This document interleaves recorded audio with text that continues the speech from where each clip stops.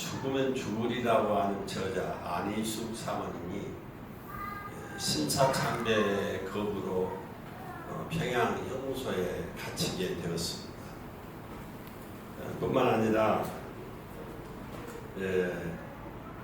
주기철 목사님도 이제 그 형무소에 갇히게 되었는데 두 분이 한 호실에 있어도 대화 나누기도 어려운 그런 상황이었습니다. 왜냐하면 철저하게 감시를 하고 있기 때문에.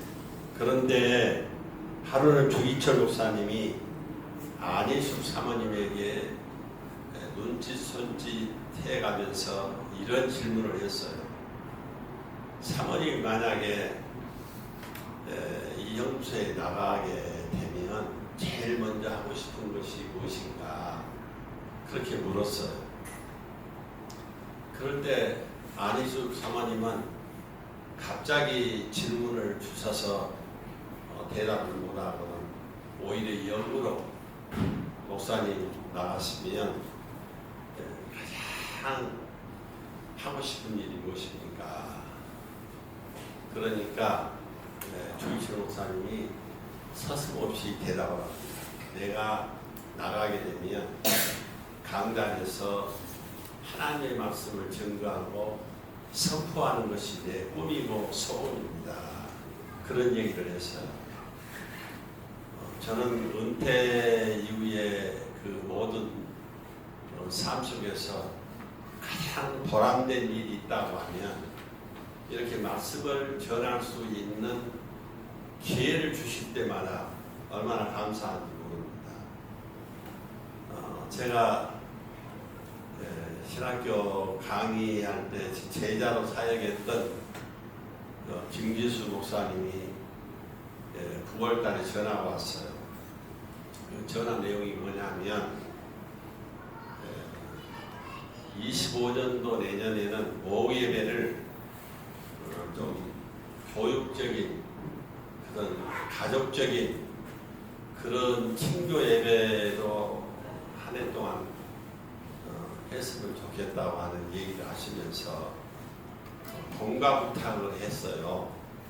그래서 52주 공가를 그거 쉽지 않더라고요. 한 서너 달 걸려서 52주 공가를 만들었는데 창세기부터 시작해서 하나님의 형상이 일과하고 이제 맨 52주 끝이 성부 영신에 대한 내용으로 이제 책을 집필했는데 사실은 문서로 나가는 것은 참 어렵습니다.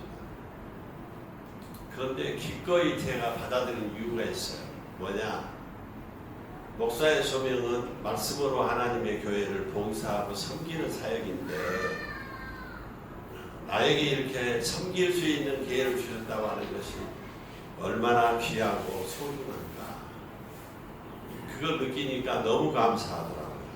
그런 힘든 줄 모르게 그 책을 펴내면서 우리 더벅처치 우리 가족들에게도 한 곳씩을 줘야 되겠다 그런 생각이 들어서 우리 최 목사님에게 전화해서 그 의중을 전했더니 좋다고 주시라고 그래서 오늘 가져왔는데 서론적으로 이런 얘기를 한 것은 말씀으로 하나님의 교회를 봉사하고 섬기는 일이 얼마나 소중하고 얼마나 귀한가. 부족한 종에게 이런 기회를 주셨다고 하는 것이 너무 감사하고 너무 소중합니다. 제가 8월 달에 그 사랑의 교회라고 하는 교회 재직 세미나를 갔는데 처음 약속이 이틀 하기로 하고 갔어요. 그런데 이틀째 되는 날 하루를 더 해달라는 거예요. 쉽지 않잖아요. 준비해서 말씀을 전하는 일도 쉽지 않은데 그런데 한 시간을 더 해달라는 거예요. 그런데 너무 기쁘고 집에 돌아가서 잠이 안 오더라고요. 너무 좋아서. 제가 이런 일을 하는 것은 목사의 소명은 말씀으로 주의 교회를 섬기는 소명입니다. 저희 아들들 셋이 다 목사인데 셋째 아들이 홍콩 한인교회 선교사로 있다가 우리 그 강주 지역에는 최초로 세워진 교회가 강주 양민교회거든요. 그 교회에 부임을 했어요. 그래서 지난주 토요일 날 임식을 했는데, 그런데 35분의 그 장로님들이 한결같이 저를 아는 분들이 대부분인데, 목사님 고면은 아버지가 해주시면 좋겠다고 하는 이 얘기를 해서 내가 거절을 했지만 결국 제가 졌어요. 그리고 고면하면서 이런 고면을 했습니다. 먼저는 내 자신이 합당한 말씀의 봉사자인가를 확인을 해라. 그 확인이 이루어진다고 하면 그때 말씀으로 주의 교회를 봉사하되 어떻게 할 것인가, 내 철학이나 내 아는 일반 상식이나 내 재주로 봉사하는 것이 아니라 예수 정신, 예수 사랑, 복음으로 주의 교회를 섬기되 어떻게 섬겨야겠느냐, 사랑으로 섬겨야 한다. 그리고 최선을 다해야 한다. 그리고 마지막 결산 때에 부끄러움 편합에 설 수 있도록 이 사역을 잘 감당해야 된다고 하는 그런 고민을 했습니다. 그렇습니다. 오늘 저는 이제 성탄절을 앞두고, 사실 이스라엘 백성들은 빛 가운데 있어야 백성들이거든요. 그런데 그렇게 선택을 받은 이스라엘 백성들이 여호와 하나님을 섬기는 게 아니에요. 사신 우상을 섬기고 여호와 하나님을 섬기지 아니었어요. 그러니까 그들은 이사야 그 저자가 그들을 어떻게 표현했냐면 죄악 가운데 있는 그들을 가르쳐서 흑암에 사는 백성들이라고 했어요.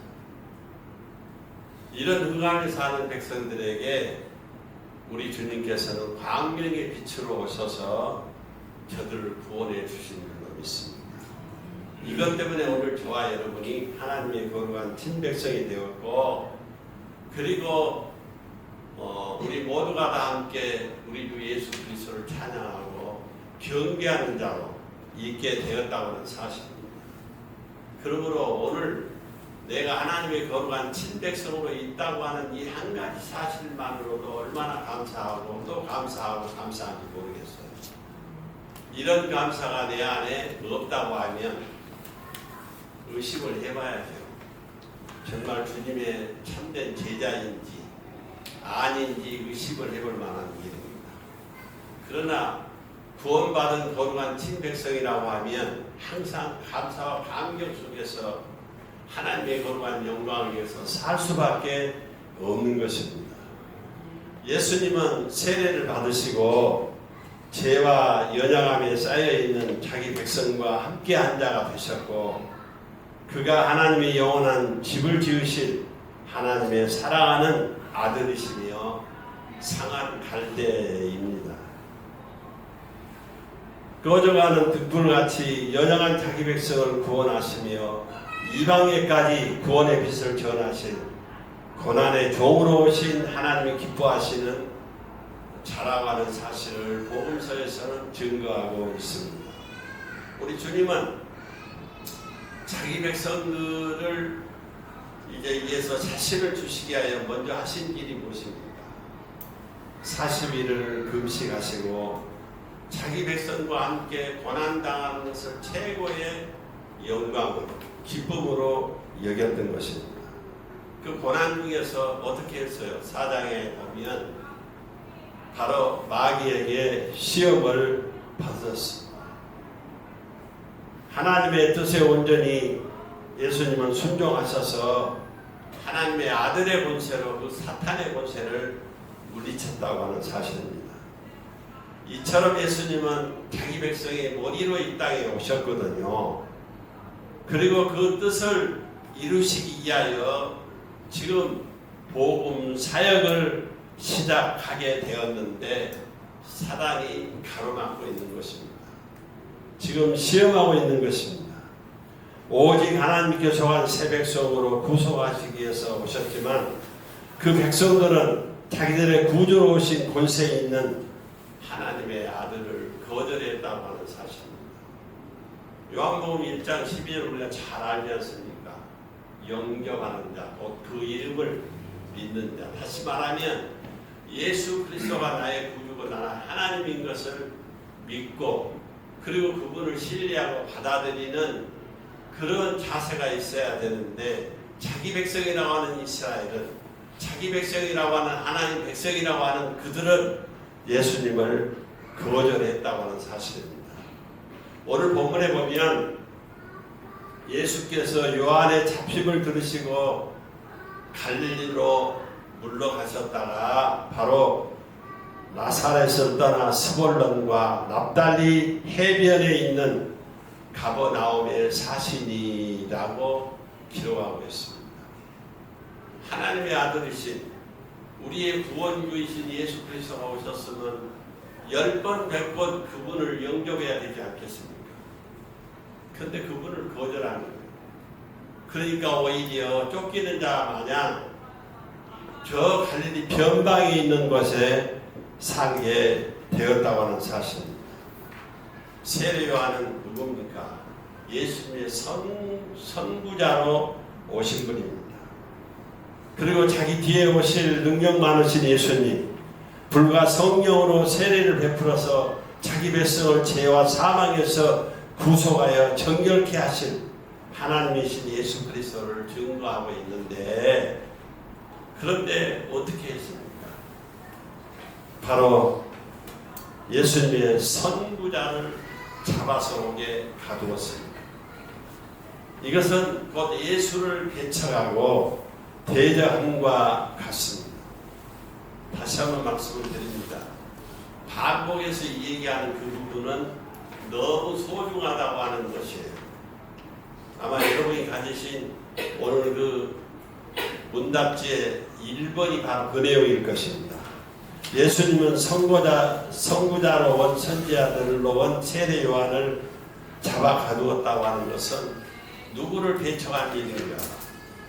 두말할 것 없이 우리 주 예수 그리스도를 대적함과 같은 것입니다. 권세에 있는 하늘의 임금이신 예수를 처음부터 죽이려 했던 헤롯 임금이 세례 요한을 잡아서 감옥에 가둔 것입니다.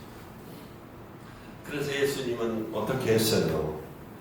예수님은 물러가사 저 바닷가 가버나움에 가서 사셨다라고 그렇게 말하고 있습니다. 거기 나서 그렇게 물러나 저 변방에 계신 것이 아닙니다. 아직은 자기 때가 이르지 않았기 때문에 우리 주님은 그렇게 하신 것입니다. 그런데 재미있는 표현은 바로 마태복음에서 예수께서 어디에 사셨다고 하는 표현이 많이 있어요. 가령 예를 들면 나사렛에서 사셨다, 가버나움에서 사셨다, 그렇게 기록하고 있어요. 마태는 성경을 기록할 때 유대인 대상을 목표로 하고 성경을 기록했습니다. 그런데 마태는 예수님은 권세에 있는 하늘의 임금이신데 이제 세상에 오셔서 자기 백성과 함께 사시는 분으로 증거하고 있습니다. 그래서 마태복음 끝에 보면 내가 세상 끝날까지 너희와 항상 함께 있으리라 그렇게 말씀을 주시고 있습니다.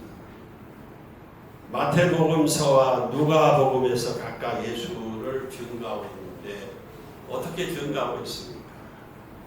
마태복음에서는 하늘의 권세에 있는 왕으로 증거하고 있습니다. 그분이 바로 무너지지 아니할 영원한 하나님의 왕국, 하나님의 나라를 세우실 것을 약속해 주시고 있어요. 근데 누가에 보면은 마태와의 그 달리 강조하고 있는데 그것은 사람으로 오신 예수가 강조되기 때문에 그가 온 유대 땅에 두루 다니면서 전도하신 사실을 강조하고 있습니다. 예수님께서 마귀에게 시험을 받은 것도 각각 예수님을 어떻게 증거하고 있습니까?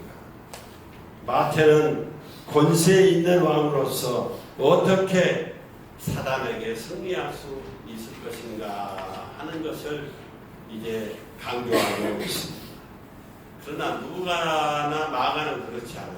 누가나 마가는 고난의 종으로 오신 그분을 지금 증거하는 것이 목표이기 때문에 우리의 대표자인 사람으로서 어떻게 마귀를 이기고 어떻게 마귀와 싸워서 승리했는가 하는 것을 구체적으로 다루고 있습니다. 그러나 요한복음 같은 경우는 또 달라요. 예수께서 영원부터 하나님과 함께 계신다고 하는 사실을 강조하고 있어요. 그렇기 때문에 예수께서 마귀에게 시험을 받으시는 그런 기사는 아예 요한복음에서는 기록하고 있지 않습니다. 이런 복음서의 차이 등을 생각하면서 우리가 성경을 읽으면 더 재미가 날 것입니다. 제가 출석하고 있는 교회는 1년에 그냥 누구든지 성경 일독 하는 것이 의무적으로 되어 있는데 새벽 예배 5시에 예배를 시작하는데 50분부터 다시 5분까지 약 15분 동안 성경을 읽어요. 그러면 보통 한 3장, 4장 읽거든요. 나머지 부분은 집에 가서 읽고 자연스럽게 성경을 읽어지는 거예요. 그렇게 하는 이유가 어디 있겠습니까? 담임 목사님 의도는 다른 것이 아니겠죠. 말씀으로 바로 이제 하나님의 나라를 향하여 나아가는 저들에게 그 말씀과 함께 승리적인 삶을 살도록 하기 위해서 아마 그런 사역을 한 줄로 압니다. 이사야 9장에서 예언한 것을 이루기 이함이라고 복음서에서는 말씀을 주시고 있어요. 복음서의 차이를 우리가 좀 아까 말씀을 드렸는데 복음서의 차이를 기억하고 성경을 읽으면 훨씬 이해가 빠릅니다. 그리고 내게 와 닿는 부분이 좋습니다. 마태복음은 마태가 기록할 때 누구를 대상으로 기록했다고요? 유대인들을 대상으로 기록했기 때문에 구약에 있는 말씀을 가지고 저들에게 가르치면 훨씬 효과적인 것 이제 같아서 바로 이사야에 있는 말씀을 이제 가져다가 인용했다고 하는 내용입니다. 우리 성경 한번 읽어보시죠. 먼저는 본문 14절에서 16절 한번 읽겠습니다. 3교도합니다. 제가 14절, 15절은 남자만, 16절은 여자만이 보겠습니다. 14절입니다. 제가 먼저 읽습니다. 이는 선지자 이사야가 하신 말씀을 이루려 하심이라. 일러스되 스불론 땅과 납달리 땅과 요단강 저편 해변길과 이방의 갈릴리여, 땅에 앉을 백성이 큰 빛을 보았고 사막의 땅과 그들의 앉은 자들에게 빛이 비치었도다 하였느니라. 아멘. 이처럼 마태복음에서는 구약의 인용이 많이 나오고 있는데 그것은 무엇 때문인가? 마태복음이 온 세상 백성들을 위해 쓰여졌으면서도 특별히 아까도 말씀을 드렸지만 유대인들 중심으로 쓰여졌기 때문에 구약을 인용해서 예수님의 그 말씀을 이제 어떻게 예수 안에서 성취되고 있는가를 얘기하고 있습니다. 그러므로 오늘 본문의 말씀을 아까 읽었는데 그러면 구약에 인용된 이사야서 9장 1절에서 7절을 다 같이 한번 읽도록 하겠습니다. 교도가 납니다. 제가 1절을 먼저 봅니다. 전에 교통하던 자들에게는 흑암이 있으리로다.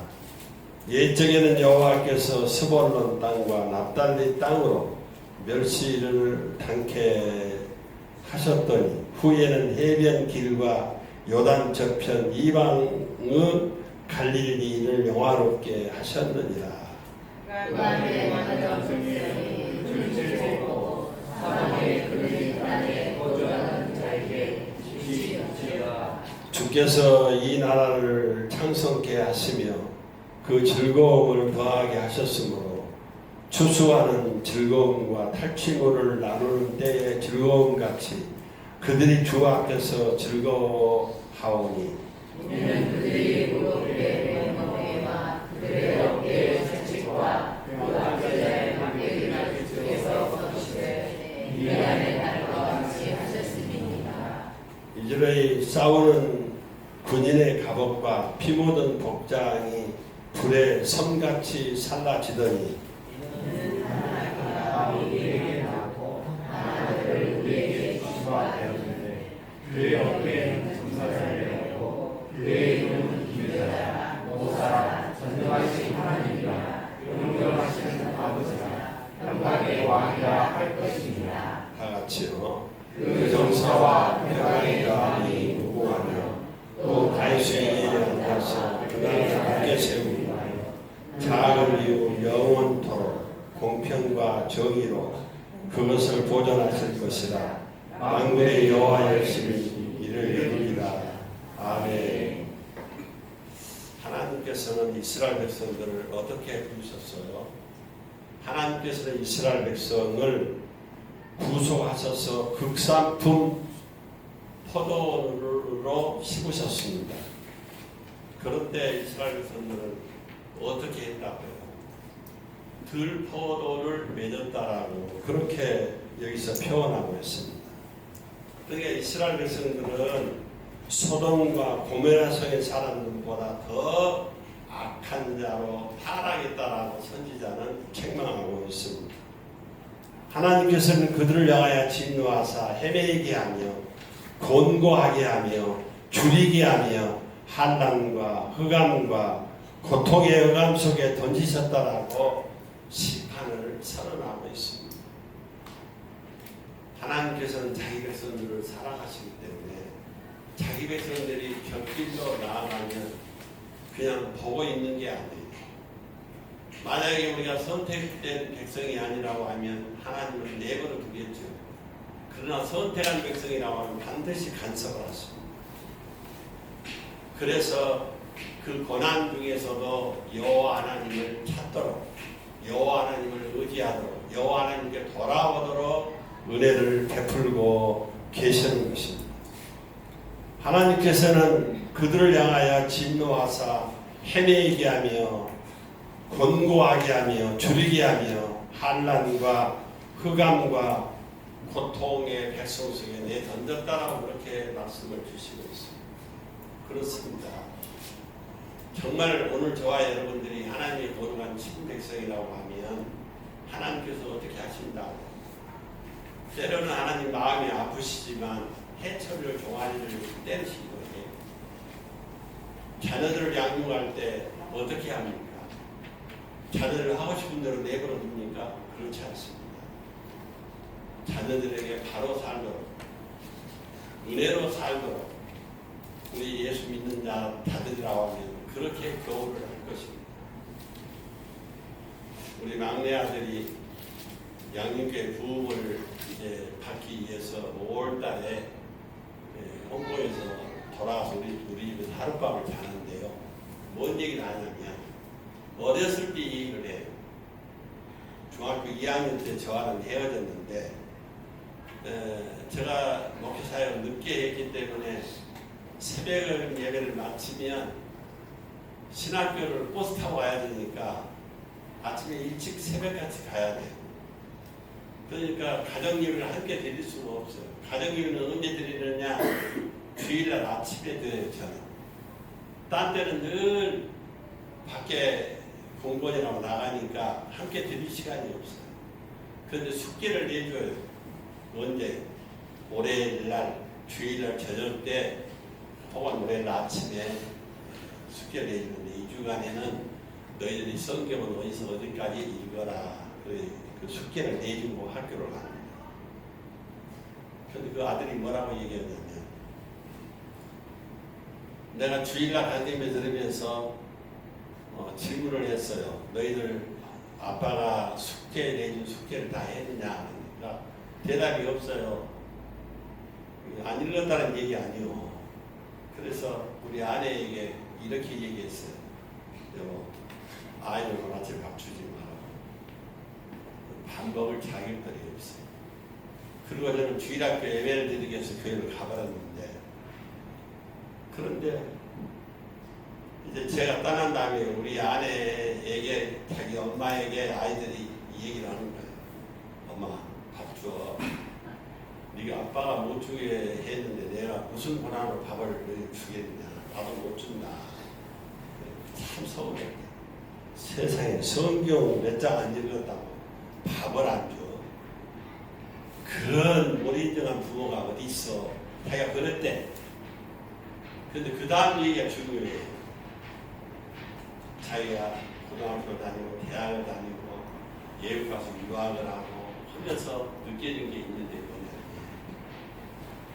하나님의 거룩한 친백성으로서 성경을 가장 가까이 하고 성경을 사랑해야 되는데, 얼마나 성경을 안 읽으면 밥을 주지 말라고 했을까. 그게 깨달아지니까 너무 죄송하다. 그러면서 그때 고백이 뭔 고백이냐면, 좀 미안합니다. 제 얘기를 했어. 우리 아빠, 엄마 같은 분은 없어. 정말 존경하고 사랑해. 그러니까 은혜를 깨달으니까 똑같은 아빠고 똑같은 엄마지만 다르게 보이는 거예요. 그렇습니다. 오늘 저와 여러분이 늘 은혜로 살고자 하는 마음을 가져야 돼요. 저는 수없이 세미나를 다니면서 꼭 서두에 한 말이 있어요. 죽도록 충성하라 말고, 먼저 여러분이 해야 할 일은 은혜로 사는 일이다. 믿음으로 사는 일이다.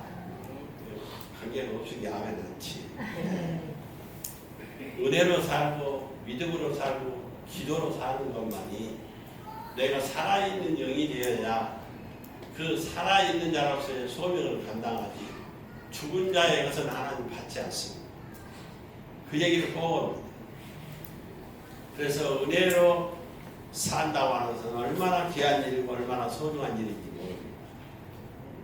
더벅 처치 우리 가족들을 우리가 사랑하는 이유가 있어요.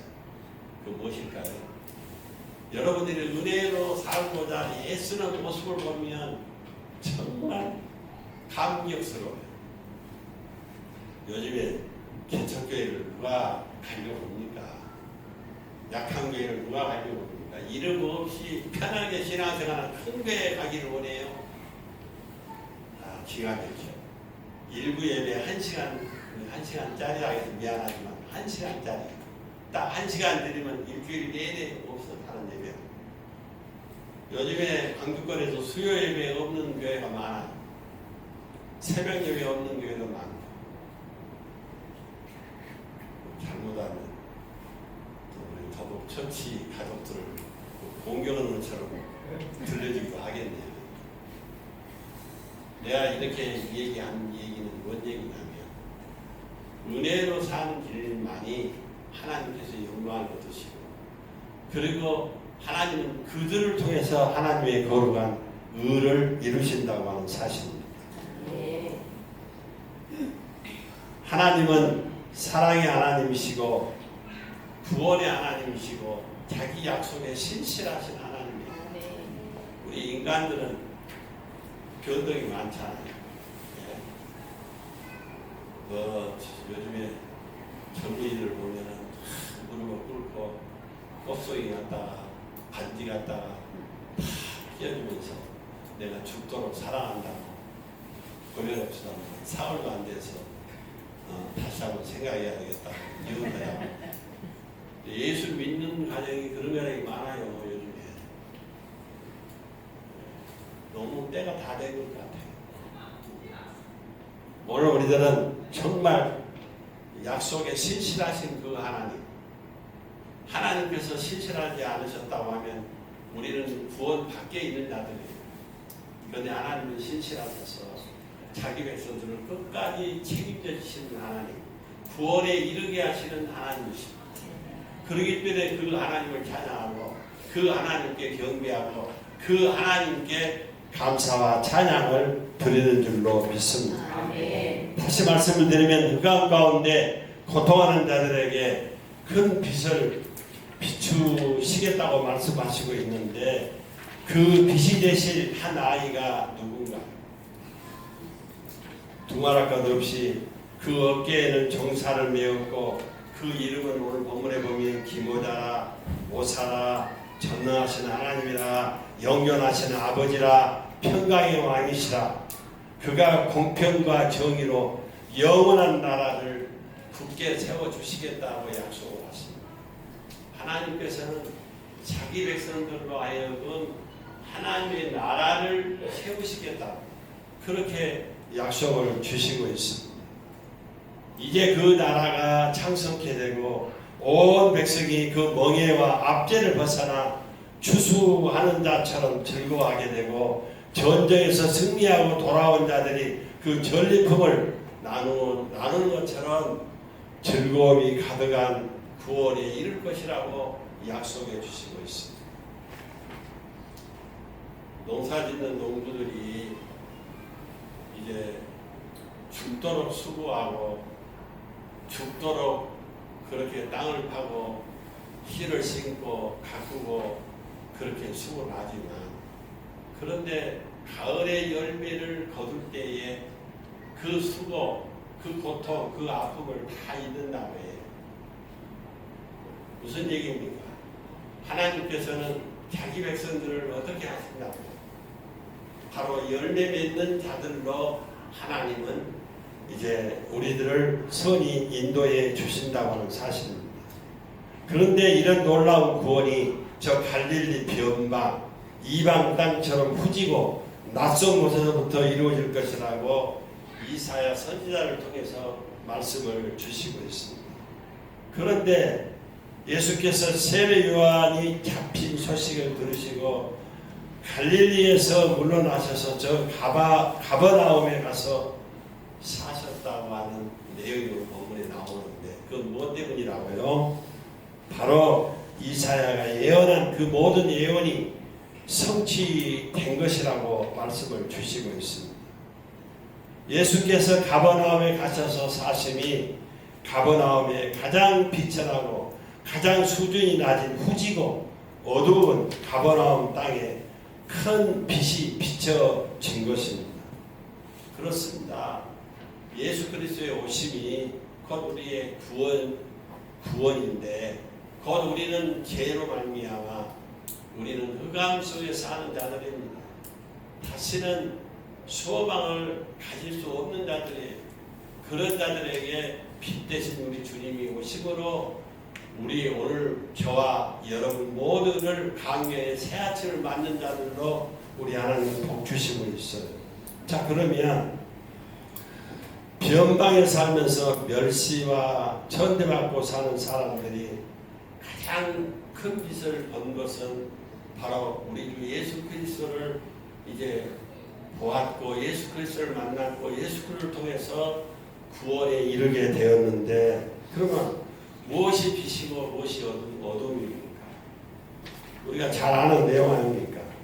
하나님이 함께 계시면 그 빛 가운데 사는 아들이라는 사실입니다.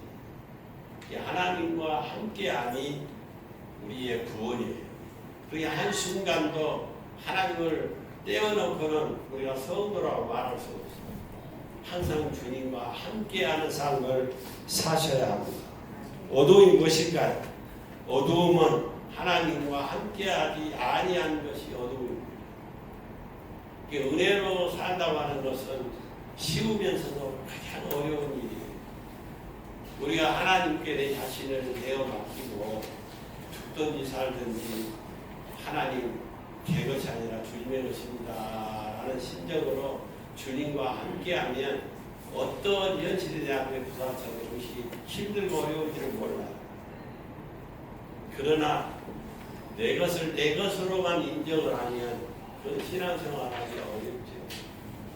그래서 오늘 교회에 보면 은혜로 사시는 자가 꼭 되실 수 있기를 주님의 이름으로 축복합니다.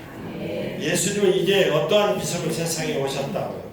예수님은 찬빛으로 이 세상에 오셨습니다. 세상에 찬빛으로 우리 주님이 오셨는데 구약 시대처럼 기장이 가리우고 이제 바로 우리 주님이 이사야 예언한 대로 기장이 가리우고 어두움에 처한 그들에게 생명의 빛으로 환한 빛으로 우리 주님이 오셨다고 하는 사실입니다. 그래서 그 어깨에 정사를 메었는데 그는 만왕의 왕이십니다. 동방 박사들이 어떻게 했어요? 먼 길을 찾아와서 그에게 경배했던 것을 우리는 잘 압니다. 그분은 어떤 분입니까? 기도자입니다. 모사입니다. 그의 지혜 앞에 온 세상 사람들이 다 놀랐습니다. 그가 곧 하나님의 지혜이시고 그가 전능하신 하나님이시고 그가 창조주 하나님이시고 그가 영변하시는 아버지가 되신다고 하는 사실입니다. 모든 만물이 그에게서 나왔고 그로 말미암아 존속되고 그의 영광을 위해 있는 것입니다. 그는 만물을 붙드시는 만물의 아버지일 뿐만 아니라 하나님의 교회를 세우시는 분입니다. 그러니까 우리 더벅천치교회가 세워져 흥하게 가려면 어찌해야 되겠습니까? 우리 주님이 함께 해주시지 않으면, 주님이 복 주시지 않으면 절대로 흥하게 갈 수가 없는 것입니다. 그러니까 그 전능하신 하나님, 기묘자이신 하나님, 보사이신 하나님, 그 하나님 앞에 우리들이 늘 고백하고 구하는 것이 무엇이겠습니까? 우리 인간의 인문은 이제 모든 것을 다 할 수가 없습니다. 여호와 하나님께서만 가능합니다. 여호와 하나님께서 오셔서 우리 교회를 세워가게 하시고 흥하게 가도록 복 주시옵소서 하는 그런 기도를 우리가 늘 하지 않습니까?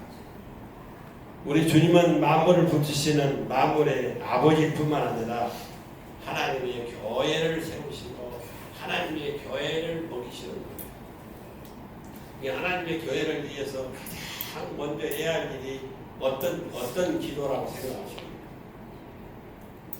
부흥을 위해서 기도할 수 있고 또 이렇게 새 집에 하나님 어디까지 주시렵니까? 넓은 터전으로 가게 해 주십시오. 여러 가지 기도가 있겠죠. 그러나 가장 먼저 해야 할 기도는 우리 최충만 담임 목사를 위해서 기도해야 됩니다. 왜 그런 줄 아십니까? 바로 말씀의 봉사자인 담임 목사님께서 내 영혼이 자라도록 작정되었기 때문에 그렇습니다. 그러니까 이제 하나님의 교회를 위해서 기도할 때 가장 먼저 해야 할 일은 말씀으로 이 교회를 세워가도록 말씀으로 봉사하는 담임 목사님에게 은혜를 주시도록 우리가 늘 하나님 앞에 구해야 하는 것입니다. 죄와 저주와 사망을 인생들에게서 벗겨내시고 영원한 참 평강을 선포하신 평화의 왕으로 우리 주님이 오셨는데 그 평강은 영원 무궁합니다. 우리가 인간 관계 속에서 평화는 영원하지 못합니다. 그렇게 당신 없이 못 산다고 하는 사람들이 죽고 못 산다고 하는 사람들이 갈랐을 때는 엔수도 그런 엔수가 없어요. 사람들은 바로 영원할 수가 없는 거예요. 그런데 여호와 하나님은 그렇지 않습니다. 우리 하나님은 약속의 하나님, 신실하신 하나님이십니다. 아브라함을 믿음의 조상이라고 이렇게 말하지요. 그래서 아브라함의 믿음을 우리가 본받기를 간절히 소원하죠. 그러나 인간적으로 생각하면 아브라함 같이 보면 그런 비겁자가 없어요. 어떻게 저상했다고 자기 아내를 무기라고 거짓말합니까? 그게 믿음의 아버지예요. 근데 오늘 우리들은 믿음의 아버지라고 존경하고 사랑하잖아요. 왜 그럴까요? 아브라함에도 바로 약점이 많이 있었어요. 자기 아내만 그렇습니까? 흉년 때에 어디까지 내려갔어요? 저 애굽까지 내려갔지 않습니까? 그러니까 하는 짓을 보면 아마 10번, 100번 우리 주님이 내쳐서 쳐내실 거예요. 그런데 우리 주님은 어떤 분이라고요? 약속의 신실한 하나님이시에요. 그렇기 때문에 그 아브라함을 회개케 하고 돌이키게 하고 하나님의 약속을 붙잡고 다시 살 수 있는 힘을 주신 거예요. 신실하신 하나님은 자기 백성을 이렇게 내치지 않습니다. 고난을 통해서라도 자기 백성을 찾으시는 하나님이십니다. 그러니까 우리가 신앙생활할 때 매 맞고 신앙생활 하려고 하고 은혜로 세상 말로 좋은 말 할 때 은혜로 우리가 신앙생활 잘 하셔야 됩니다. 믿습니까? 하나님은 신실하시며 하나님의 열심을 다해서 이스라엘을 사랑하시고 이스라엘을 자기 아들로 품으셨습니다.